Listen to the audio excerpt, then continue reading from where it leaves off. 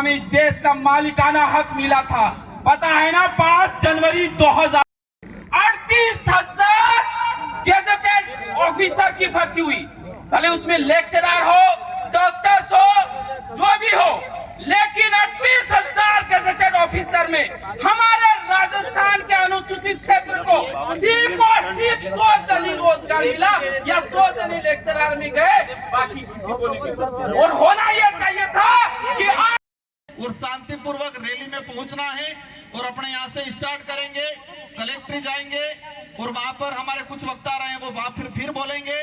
सबकी बात को सुनना है और आने वाले समय में आरक्षण की लड़ाई में सबसे आगे सबको खड़ा रहना है। इन्हीं शब्दों के साथ आप सबको धन्यवाद, आभार, जोहार।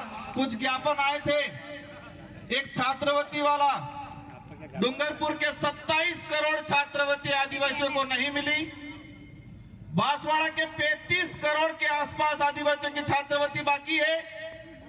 प्रतापगढ़, उदयपुर, सिरोही अनुसूचित क्षेत्र की मैंने जो डाटा निकाला है, 100 करोड़ से अधिक छात्रवृत्ति आदिवासी बच्चों की आज भी बाकी है। बांसवाड़ा में 1600 बच्चों की छात्र स्कूटी नहीं आई है। डूंगरपुर में 1000 बच्चों की स्कूटी नहीं आई है। इस आधार पे पूरे अनुसूचित क्षेत्र में 3500 के आसपास बच्चों की हमारी स्कूटी नहीं मिल रही है और कह रहे हैं कि हम कल्याण करने वाले हैं, हम ये करने वाले हैं। इसलिए आप सभी को इस मंच का साथ देना है और इन्हीं के साथ आप सभी को एक लंबी डिमांड चल रही है लंबे समय से, उसी बात को मैं लेने वाला था, लेकिन वो घंटी बजने की तैयारी है। बाध्यता 40% की जो बाध्यता रखी गई है, लंबे समय से डिमांड चल रही है और आप सभी सरकार नहीं मानेगी, सरकार को झुकाएंगे। सरकार हमको एक बात पे डराती है, मुकदमे ठोक देंगे, मुकदमे ठोक देंगे। एक बात ये कान करके सुन ले कि हमारे पूर्वज मरने से नहीं डरे थे, तो हम मुकदमे से डरने वाले नहीं है। इन्हीं शब्दों के साथ धन्यवाद, आभार, जय जवाहर। हमारा गरीब व्यक्ति आरएस में जाना, एसडीएम बनना चाहिए, वर्गीकरण होना चाहिए, लेकिन क्षेत्रीय आधार पे होना चाहिए। ट्राइबल एडवाइजरी काउंसिल की बात करें, पैसा एक्ट की बात करें, हमारे यहाँ पर बड़े बड़े प्रोजेक्ट लगा रहे। पैसा एक्ट की जो कानून बना हुआ है, उस कानून की पालना नहीं की जा रही है। लेकिन आने वाले समय में इन अधिकारियों को भी हम सबक सिखाएंगे कि पैसा एक्ट का प्रावधान क्या है, और जो अधिकारी अगर कानून की अवहेलना करता है तो उसको भी कानून की भाषा हम सिखाएंगे, क्योंकि कानून के नाम से ये हमको डराने की कोशिश करते हैं, हर वक्त डराने की कोशिश करते हैं, हमारे गरीब भाइयों को डराने की कोशिश करते हैं। इसलिए चिंता नहीं करनी है। इन्हीं शब्दों के साथ सभी साथी कुछ वक्ता रहे, सुनना है। और बीच वाला पंडाल इसलिए खुला रखा था क्योंकि बीच में भीड़ ज्यादा होती है। जो गरीब परिवार को नहीं मिला उसको मिलना चाहिए, लेकिन कैसे मिलेगा, कैसे दिलाना है, वो हम तय करेंगे। आदिवासी बाहुल्य क्षेत्र के जितने जो जनप्रतिनिधि है वो तय करेंगे और वो तय करके टीएससी में भेजेंगे और ट्राइबल एडवाइजरी काउंसिल राज्यपाल को भेजेगी और सारे राज्यों के राज्यपाल महोदय राष्ट्रपति को भेजेंगे। इसके बाद तरीके से लागू हो। अगर वर्गीकरण करना है, रेगिस्तान इलाके के भाई मांग कर रहे, डिटेल्स दे दो क्षेत्रीय आधार पे, अनुसूचित क्षेत्र में क्षेत्रीय आधार पे दे दो, और शहर या हमारा हाड़ोती वाला इलाका और फिर गैर अनुसूचित क्षेत्र वर्गीकरण करना है, क्षेत्रीय आधार पे कर दो तो कोई समस्या भी नहीं आएगी, न कोई लड़ाई होगी, न जातियों में बांटा जाएगा। अधिसूचना के आधार पे राजस्थान के अंदर 12 से 16 प्रकार की जातियां हैं। कितने भाग बांटोगे आप? ये लड़ाई करने का तरीका है। और जब इतना 12 भागों में आरक्षण बढ़ जाएगा, फिर रोस्टर का क्या होगा? क्या होगा रोस्टर प्रणाली का? अब हमारे जो गरीब भाई आए उनको बेचारों को पता नहीं है रोस्टर क्या होगा। एक में भी रोस्टर के आधार पे या वास्तविक जो रोस्टर प्रणाली है उसके आधार पे लागू नहीं होगा और हमारे लिए एक भी सीट नहीं आएगी। आरएस भर्ती 2013, 14, 16, 13, 16, 18 समय काफी हो गया, रैली में चलना है। मेरा लास्ट आपसे एक निवेदन है कि रिजर्वेशन हमारा जन्मसिद्ध अधिकार है, उसके लिए हमको लड़ना है। सबको मिलजुल के लड़ना है, लेकिन कुछ लोग सिर्फ पर राजनीति करना चाहते हैं आरक्षण के नाम पे। ऐसे लोगों से सावधान रहने की सख्त जरूरत है। और आने वाले समय में ये तो शुरुआत है, एक सांकेतिक है, और आने वाले समय में डूंगरपुर, बांसवाड़ा, प्रतापगढ़, उदयपुर सारे जिलों को मिला के एक बड़ा सम्मेलन किया जाएगा। लड़ेंगे जिस तरह से पूर्व में हमारे जितने वक्ताओं ने बोला, 2009 से लगा के जितने जो आंदोलन आ रहे हैं, किए हैं, इन सारे आंदोलनों की वजह से आज कुछ न कुछ परिणाम मिल रहा है। आरएस भर्ती के अंदर अधीनस्थ से काम नहीं कर सकता हूं तो मुझे जाना पड़ेगा। आप गए, कोई दिक्कत नहीं, आपको रैलियां और सभा करने की जरूरत नहीं है। अगर आपको दिलाना ही है वास्तविक, तो आप जाके सत्ता में हो, दिला दो। रैलियां करके हमारे बेरोजगार भाइयों को क्यों बेवकूफ बना रहे हो? वर्गीकरण की बात आए, सुप्रीम कोर्ट का जजमेंट आया, हरियाणा का एक मामला था एससी समुदाय से, और सुप्रीम कोर्ट ने एसटी एससी दोनों के लिए थोप दिया गया कि वर्गीकरण करेंगे, और हमारे भोले भाले भाइयों को फिर गुमराह करना शुरू कर दिया। कह दिया कि मीणा को अब नहीं मिलेगा, अब भीलों को मिलेगा। उधर इलाके में कह रहे अब तुमको नहीं मिलेगा, अब सहरिया को मिलेगा। फिर कह रहे इनको नहीं मिलेगा, अब घरासियों को मिलेगा। उपवर्गीकरण करना है, और उपवर्गीकरण राजस्थान के अंदर है। राजस्थान के अंदर उपवर्गीकरण सहरिया बारा के अंदर एक ही जिले में एसटी को 2 भागों में डिवाइडेशन करके रिजर्वेशन दिया जा रहा है। 25% सहरिया आदिम जाति को और 6% वहां के एरिया आइडेंटिफाई किया है, उसमें भील भी है, उसमें मीणा भी है, उनको 6% दिया जा रहा है। राजस्थान के अंदर एक 12% मिल रहा है। एक सहरिया के अंदर 25% सहरिया आदिम जाति को मिल रहा है, और 6% उसी इलाके के अंदर रहने वाले अन्य एसटी को मिल रहा है। और हमारे शेड्यूल एरिया के अंदर फिर 100% की बात में करें, और वो 100% ही मानो। सद्भावी कौन है? सद्भावी का अर्थ हम हर समाज का, हर वर्ग का मान सम्मान करते हैं, लेकिन कोई हमारा हक खा ले, गरीब का हक खा ले, और तब हम चुप नहीं बैठ सकते। अनुसूचित क्षेत्र के अंदर 939 पद आए, और हमें मिलने चाहिए थे, जो अधिसूचना जो कह रही है 45%, 5%, 50%, उस आधार पे हमें मिलने चाहिए थे 423 पद, और मिले कितने? 414 पद।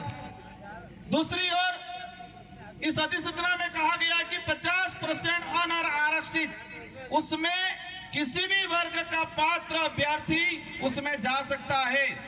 लेकिन हुआ क्या? 2013 की भर्ती के अंदर 50% के हिसाब से जो अनारक्षित पद 470 पद आए अनुसूचित क्षेत्र में, और 470 में से हमारे एसटी के बच्चे जा पाए 8 बच्चे। और वही जब उनकी पदोन्नति हुई, जो एसटी के और एससी के बच्चे ओपन कैटेगरी में गए थे, एसटी के गए थे 8 और एससी के गए थे 5, लेकिन इनका कांस्टेबल से हेड कांस्टेबल में पदोन्नति हुई। तो जब पदोन्नति हुई तो उनकी पदोन्नति उस सामान्य कोटे से ना होकर एसटी कोटे के अंदर ही की गई। वही कहानी 2016, 2018, और इन तीनों भर्तियों की अगर डाटा बात करें तो कुल पद आए थे 2312, और 2312 में से हमारे भाई लगे 828, और जो 75% आदिवासी बाहुल्य क्षेत्र है और वहां पर 828, और बाकी जो 50% अनारक्षित की बात करें उसमें 1359 बच्चे दूसरे लगे। एक बाप के अगर 4 बच्चे हो और 4 बच्चे में किसी एक बच्चे के साथ अन्याय होता है तो उसका भी अधिकार बनता है कि मेरे साथ अन्याय क्यों हुआ। यहाँ तो शेड्यूल एरिया है, 5वीं अनुसूचित संवैधानिक प्रावधान है 244(1) के तहत, उसमें यहाँ पर विशेष अधिकार हमको दिया गया है, और उल्टा हमारे ही साथ अन्याय किया गया। इसी तरह वन विभाग की भर्ती हो, पटवारी की भर्ती हो, शिक्षक भर्ती हो, इन सारी भर्तियों का निकाल के मैं डाटा लाया हूं, लेकिन समय अभाव में पूरा नहीं बता पाऊंगा। लेकिन ये बात जरूर बताऊंगा, वो 2013 की अधिसूचना के कारण हमारे आदिवासी भाइयों के लगभग 4 से 5 हजार नुकसान भर्तियां हुई। 4 से 5 हजार हमारे भाई नौकरी लगते। अब समझ लो, इतने भाई नौकरी लगते अलग अलग विभागों में। एक परिवार से एक आदमी नौकरी लगता है तो उसकी पूरी पीढ़ियां सुधर जाती है, पूरी पीढ़ियां सुधरती है। इतना बड़ा नुकसान हुआ और हमारे लोगों से तालियां बजा दी कि 2013 की अधिसूचना बाहर वालों को बंद कर दिया, आपको दिलाएंगे। इसलिए मैंने कहा था कि 2013 की अधिसूचना आदिवासी इलाके के लिए काला कानून है, और ये काला कानून साबित हुआ। उसी वजह से हमारे 4 से 5 हजार परिवार आज भी जो कंपटीशन की एग्जाम की तैयारी कर रहे हैं, अभी आरक्षण की बात कर रहे हैं, करनी चाहिए, हम भी कहते हैं आप करो। लेकिन बात इस बात पे आती है कि जिन्होंने आरक्षण बेचने का काम किया, जिन्होंने 2013 की अधिसूचना लागू की, वही आज आरक्षण की बात करने आ रहे। सबसे पहले हम पुलिस भर्ती को ही ले ले, क्योंकि पुलिस भर्ती को इसलिए लेते हैं कि हमारे इस समाज सर्टिफिकेट लगा के पुलिस कर्मचारी अधिकारी बनते हैं, और बनने के बाद अपने आप को 30 मार्क का समझते हैं और हमारे घर डालने का काम करते हैं। सब नहीं करते हैं, कुछ लोग करते हैं। कुछ लोग उस सर्टिफिकेट का कर्ज भी उतारना जानते हैं। साथियों, अंग्रेजों से और तत्कालीन जो संविधान निर्माता थे, उनसे जो मनवा के संविधान में निहित की गई है, इन महापुरुषों को नमन करना चाहूंगा। आरक्षण महारैली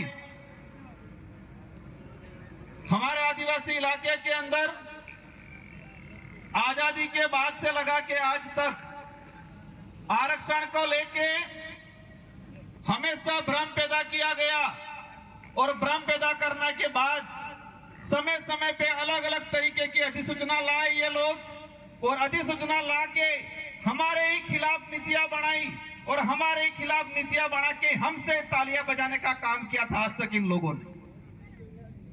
ये जो आज कारवा बैठा हुआ है, ये जितने जो गणवीर हैं, हमारे पूर्व वक्ताओं ने जो बात रखी, एक 2013 की अधिसूचना सबकी जुबान पे है, सबके दिमाग में है। और जब 2013 की अधिसूचना जारी की, अनुसूचित क्षेत्र के अंदर आरक्षण व्यवस्था को लेके,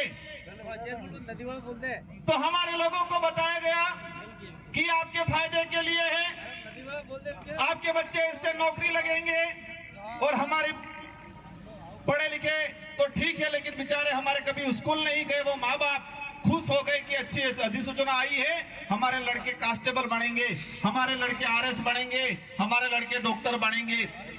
लेकिन 2013 की अधिसूचना ऐसी थी, 2013 से लगा के आज 2025 हो गया, और इतने सालों के अंदर मैंने हर भर्ती का डाटा निकाल रखा है। लेकिन समय अभाव के बात करें तो मैं 1 या 2 भर्तियों का उदाहरण बता पाऊं।